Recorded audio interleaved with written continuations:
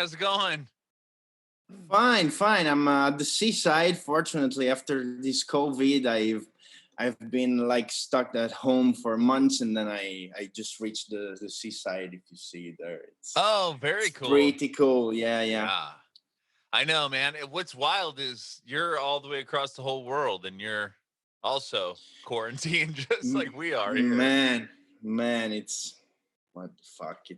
Yeah, It's been strange. And we just have to hope that it solves quickly and probably like not to come back again in October because everybody wants to come back to normal life and musician has to gig. I have lots of musician and friends. They're just stuck home without working, and it's crazy. Yeah, crazy. Man. Where are you at right now? I'm in Italy. I'm Italian. Are you from there originally? I'm from Torino, which is in northwest Italy. Oh, okay.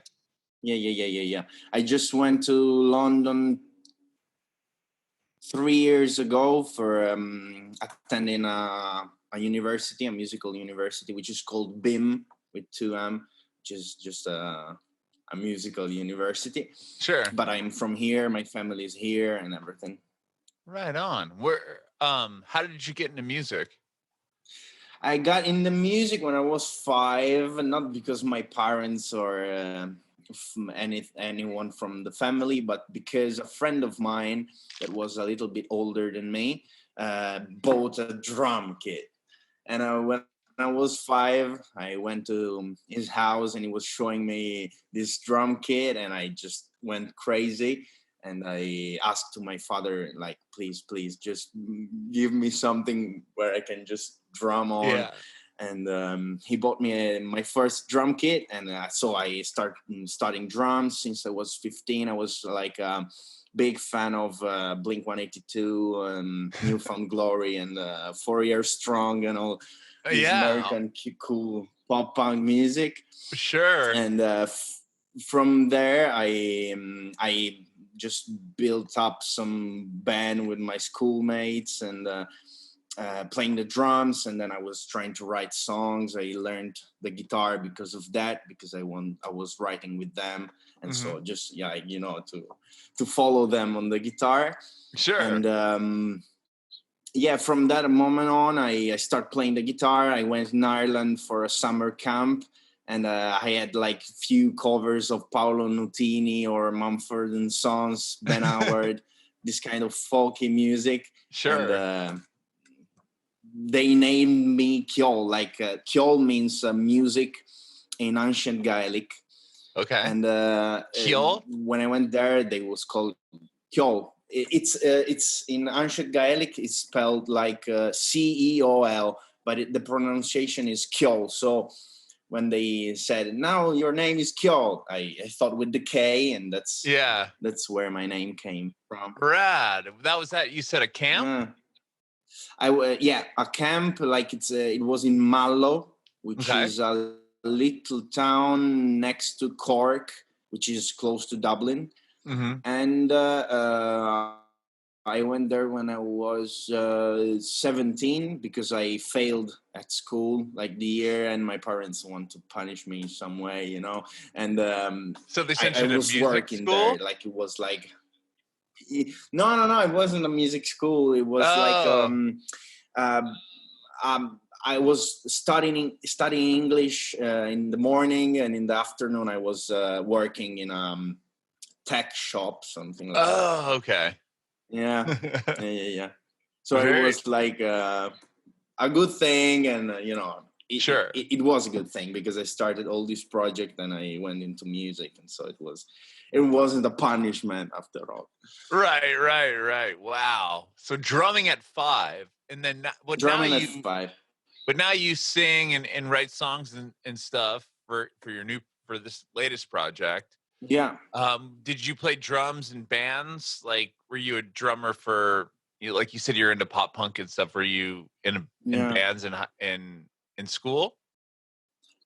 I had like 2-3 bands, and I loved them all, but sometimes high school band like right, yeah. So are bound to finish, of course, and yes, to split up because many matters. But of course.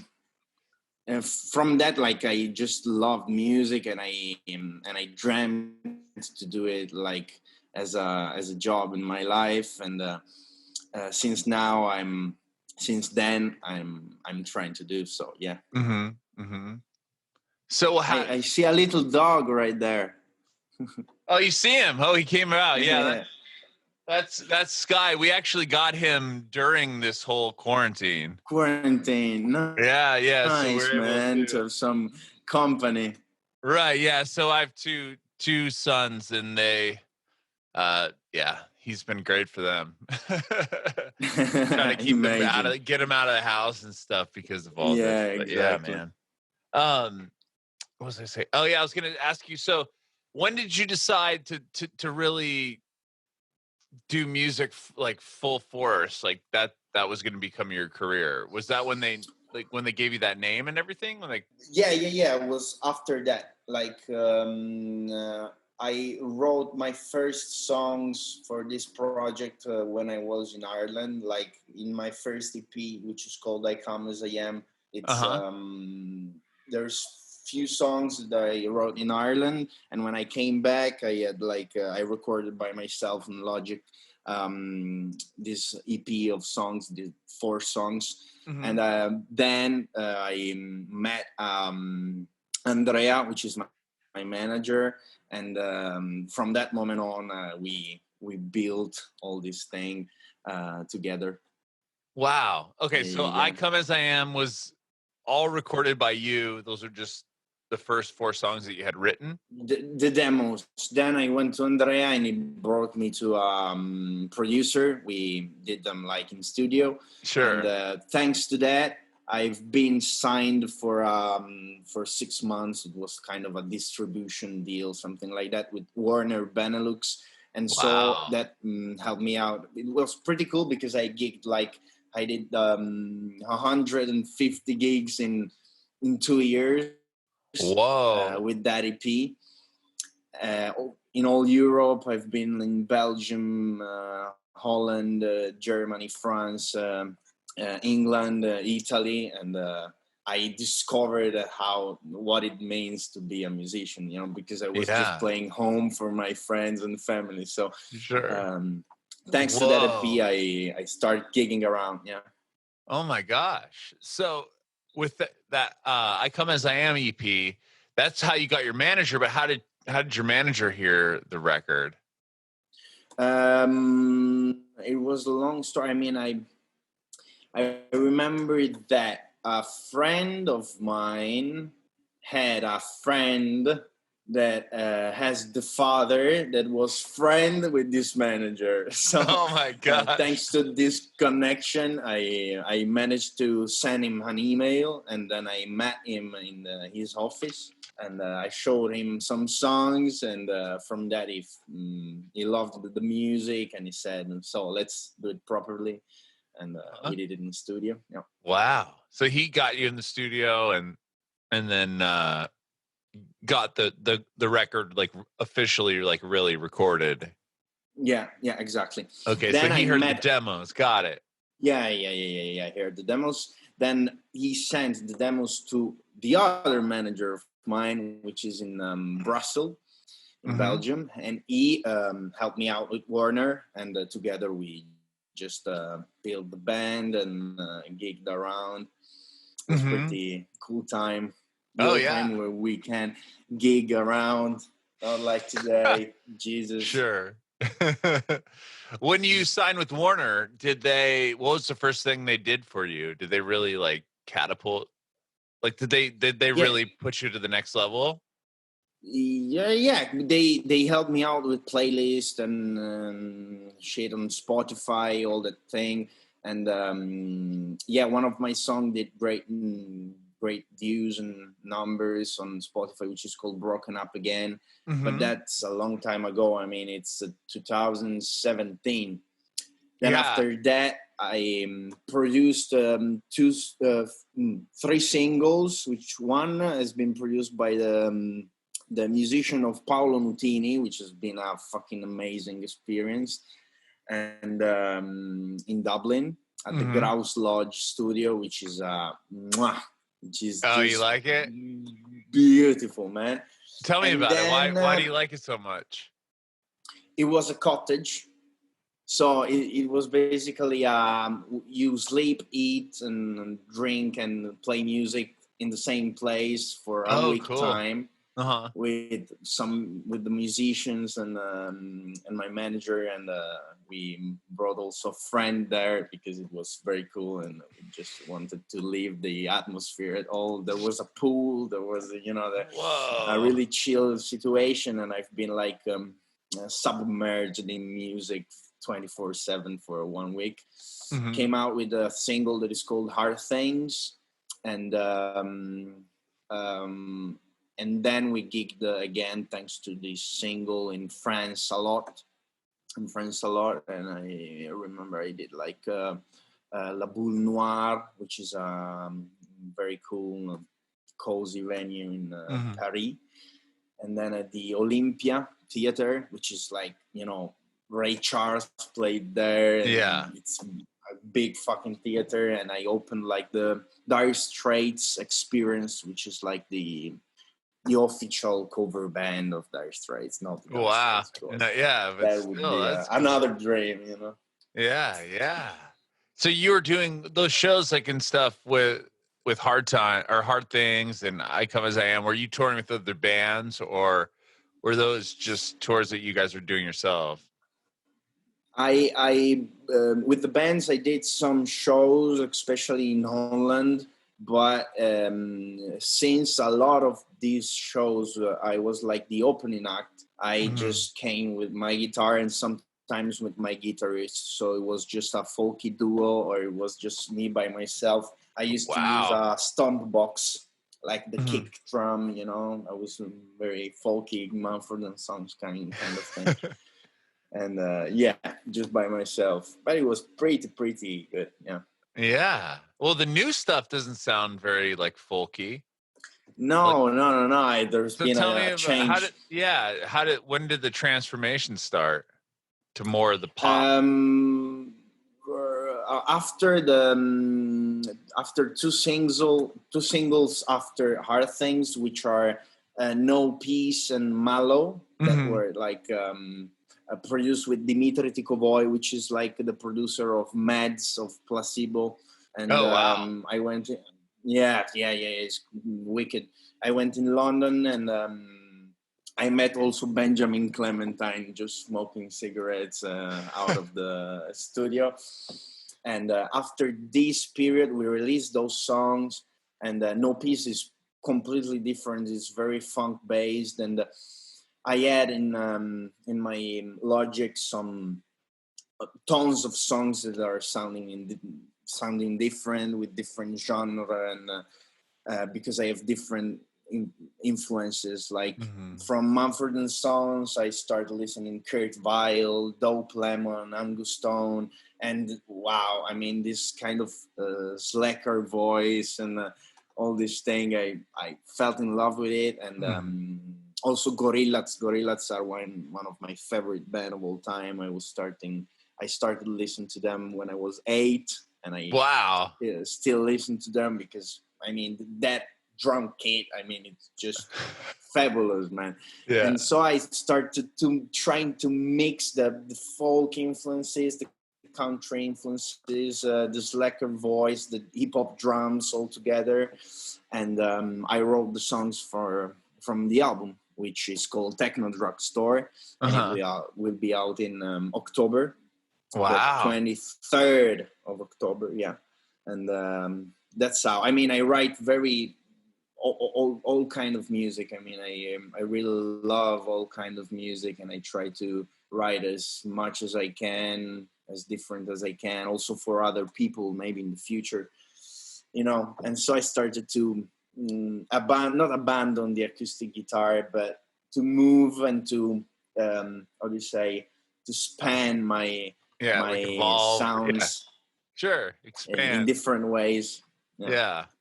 Wow, very cool. So Is Mallow and like Lonely, No Peace, are those songs all going to be on the upcoming record, the October Just album? Lonely and Polly. Okay, because Polly's Lonely, the newest one, right? Yeah, exactly.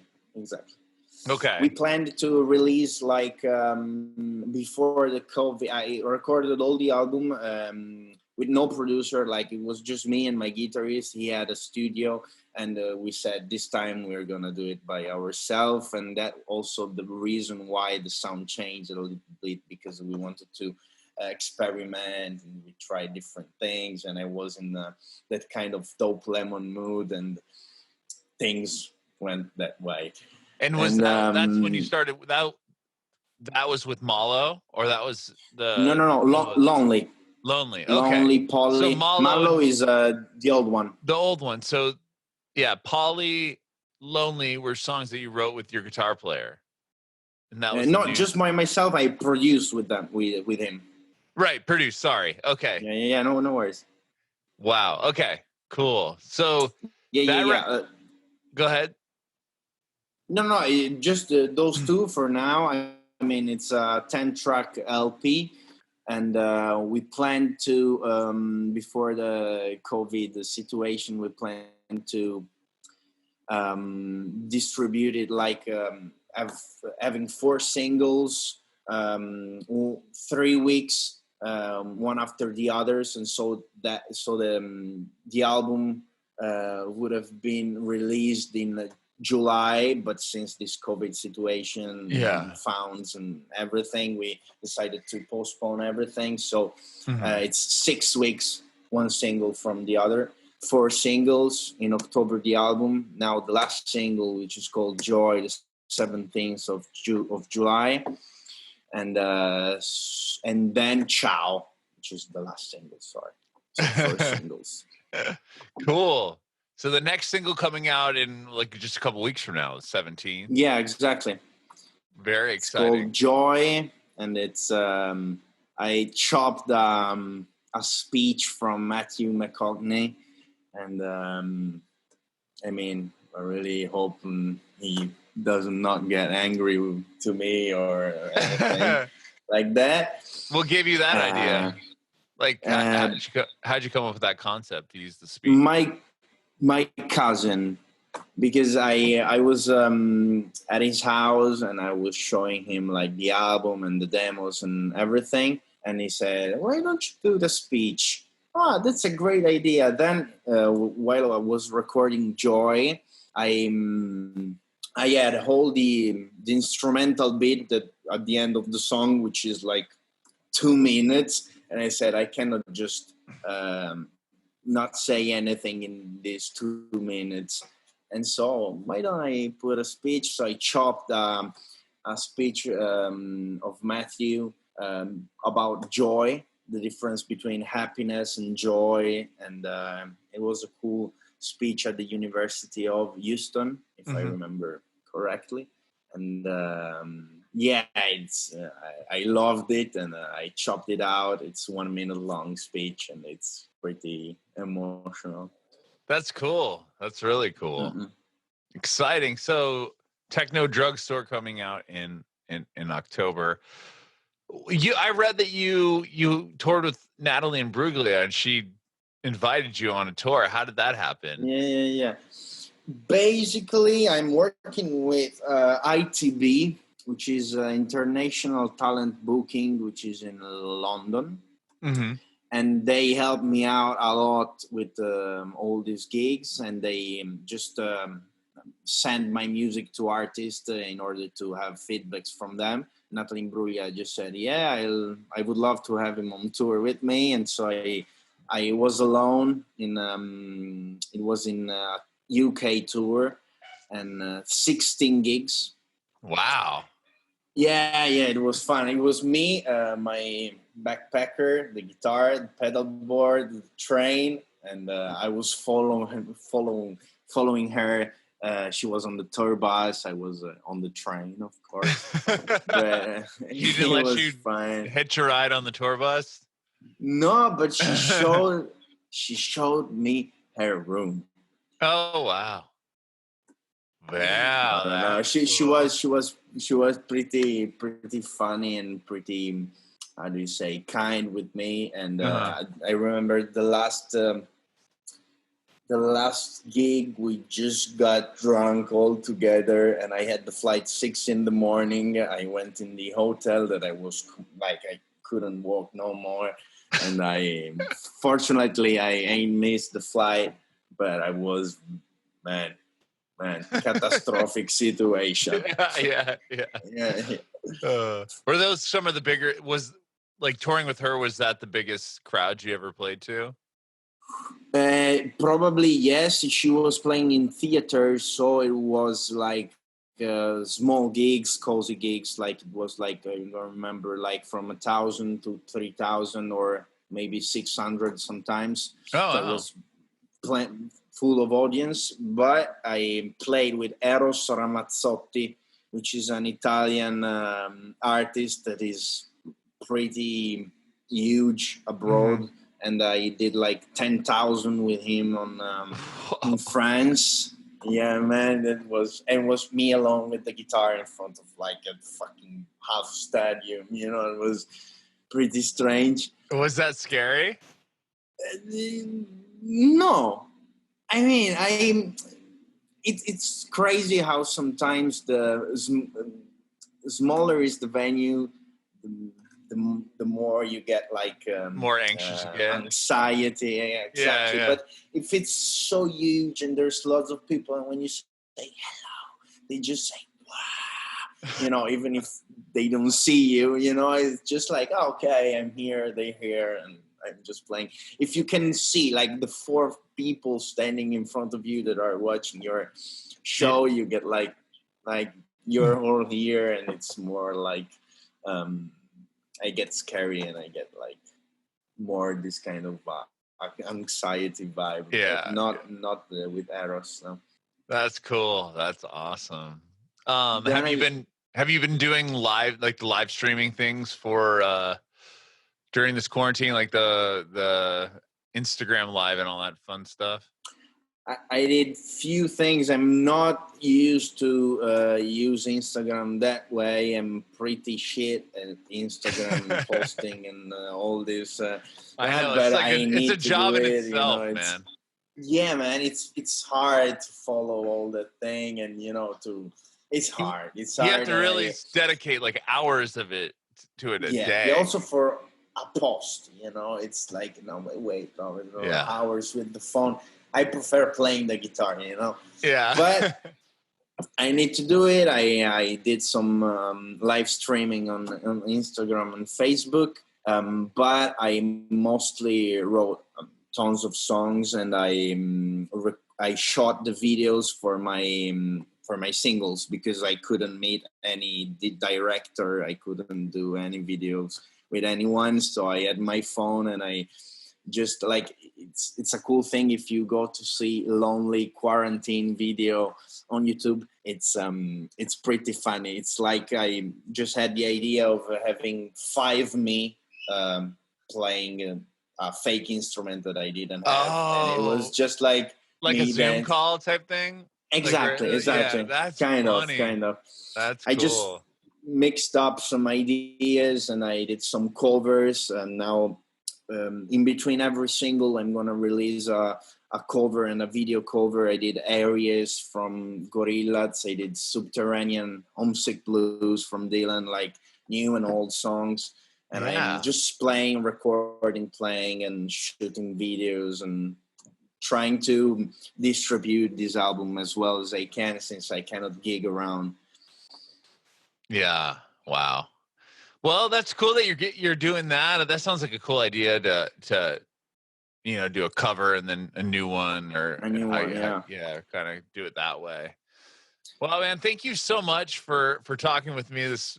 Thank you, man. I really appreciate it. So kind, and I really hope to meet you sometimes in real life.